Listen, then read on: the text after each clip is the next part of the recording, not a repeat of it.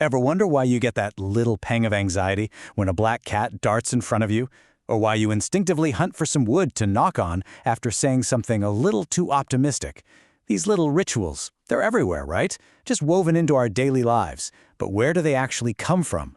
Well, let's dive in and uncover the pretty amazing history and psychology behind our most common superstitions. Come on, I bet you've done at least one of these. Maybe you don't really believe you're going to get 7 years of bad luck from breaking a mirror, but you're still kind of careful with them, right? Yeah? You are not alone. These ideas have somehow survived for centuries, and the reason why is rooted deep, deep inside our own minds. All right, so to really crack the code of superstition, we have to start with the hardware we're all running on, our brains. And it turns out they have this fascinating and sometimes kind of faulty feature.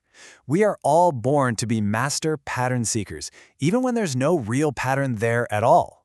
And get this, there's a fantastic word for it: apophenia. It's our brain's automatic, and sometimes, let's be honest, over-enthusiastic attempt to connect the dots. It's why we see faces in the clouds, or think we hear our name in a crowded room.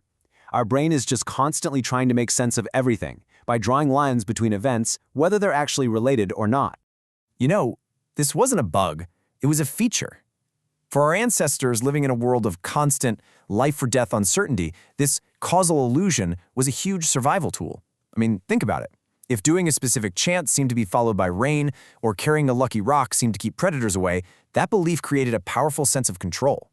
It was a mental trick that could quiet that constant hum of anxiety and make a totally chaotic world feel just a little more predictable. Okay, so let's put this theory into practice. We're going to look at a couple of superstitions you definitely know, but I guarantee you have no idea where they came from. The origin stories are this incredible mix of the deeply spiritual and the surprisingly practical. Okay, so walking under a ladder. It just seems like basic safety advice, doesn't it?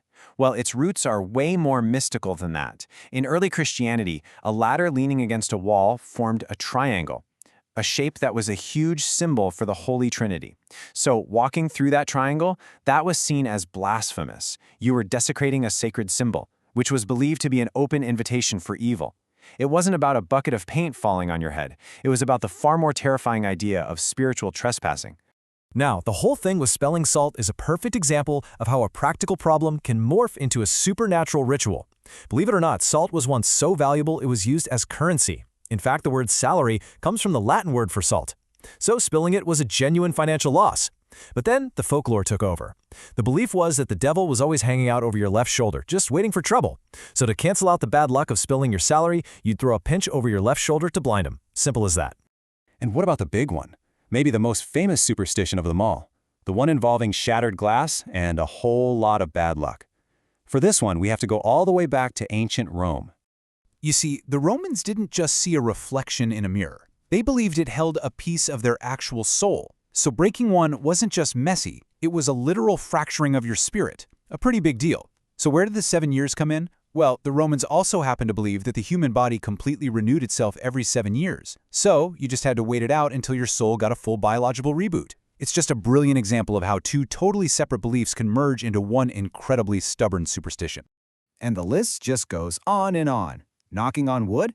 That probably came from ancient beliefs about calling on protective spirits that lived in trees. Opening an umbrella inside? Early Victorian ones had these stiff metal spokes that were genuinely dangerous in a small room. And blessing a sneeze? That was partly a quick prayer during plague times and partly a way to stop your soul from supposedly shooting out of your body. Okay, so we've seen where these wild beliefs came from. But in our modern scientific world, why do they still have such a powerful grip on us? Well, the final piece of this whole puzzle is all about how our brains are wired to learn from experience. It really all boils down to a psychological principle called operant conditioning. At its core, it's just learning through rewards and punishments. But there's a weird little quirk in this system that makes superstitions incredibly sticky, almost impossible to get rid of. And here it is. This is the absolute key to everything.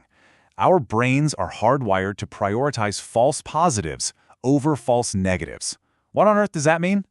Well, from a survival point of view, it's way better to think that rustle in the grass is a lion when it's just the wind, than to think it's the wind that one time it's actually a lion. Our brains are built for caution, not perfect accuracy. Think about it like this. You could walk under 100 ladders with absolutely nothing bad happening. But if on the 101st time you walk under one, and then later that day you trip and sprain your ankle, your brain will scream, "See, I told you so." We vividly remember that one time the superstition seemed to come true, but we completely forget the hundreds of times it didn't. That single, memorable hit strengthens the belief way more powerfully than all the misses ever could. So when you really think about it, we've all got them. Those tiny rituals, those small habits, all powered by our brain's ancient mission to find patterns and stay safe. So I'll just leave you with this question. What's the one little false positive, the one superstition that you just can't quite seem to shake?